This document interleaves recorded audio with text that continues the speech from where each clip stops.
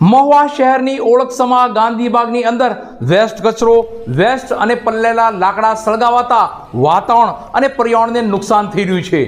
આ કચરો સળગાવાતા તેમાંથી ધુમાડા નીકળતા વાતાવરણમાં ઓક્સિજન ઘટી રહ્યું હોય તેવો પણ ઘાટ ઘડાઈ રહ્યો છે. મહુવા શહેરના ગાંધીબાગ ખાતે કચરો તથા વેસ્ટ લાકડાઓ સળગાવાતા ધુમાડાના ગોટે ગોટા નીકળ્યા.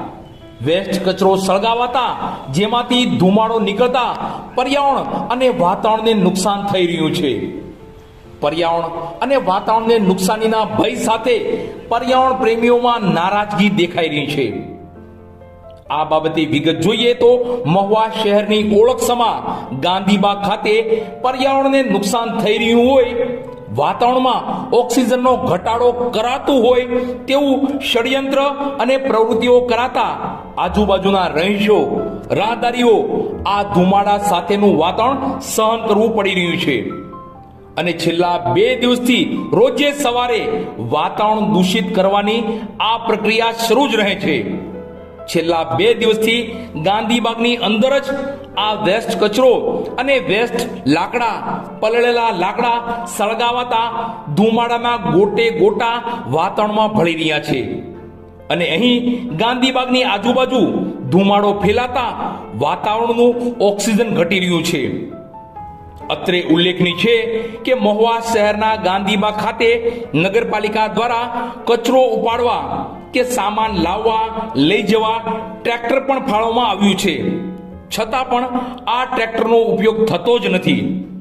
જો આ વેસ્ટ કચરો, વેસ્ટ અને પલળેલા લાકડા આ ટ્રેક્ટરમાં ભરી અન્યત્ર નિકાલ કરાતો હોય તો વાતાવરણને નુકસાન ન થાય, પણ આ ટ્રેક્ટરનો ઉપયોગ થતો જ નથી અને કચરો તથા પલળેલા લાકડાનો અન્યત્ર નિકાલ પણ થતો જ નથી.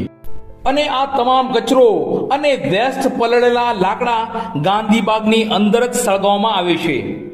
અને આ તમામ વસ્તુ સળગાવાતા પર્યાવરણ અને વાતાવરણ બંનેને નુકસાન કરી રહ્યું છે. મહુવાના ગાંધીબાગ ખાતે લોકો અહીં રોજે મોર્નિંગ વોક અને કસરત કરી પોતાની તંદુરસ્તી સારી કરવા અહીં આવી રહ્યા છે. ત્યારે અહીં ગાંધીબાગ ખાતે જ લોકોની તબિયત બગડે, વાતાવરણને નુકસાન થાય તેવી જ પ્રક્રિયા અને પ્રવૃત્તિઓ હાથ ધરાઈ રહી છે. જોઈએ આગલા દિવસોમાં ગાંધીબાગની આ પ્રક્રિયા અને આ પ્રવૃત્તિ મહુવા શહેરને, વાતાવરણને અને પર્યાવરણને કેટલું નુકસાન પહોંચાડે છે. કચરો અને વેસ્ટ લાકડા સળગાવવા બાબતે ગાંધીબાગના કર્મચારી અને નગરપાલિકાના કર્મચારીને પૂછતા તેઓએ જણાવ્યું કે આ તમામ પ્રક્રિયા બાદ આમાંથી દેશી ખાતર બની રહ્યું છે.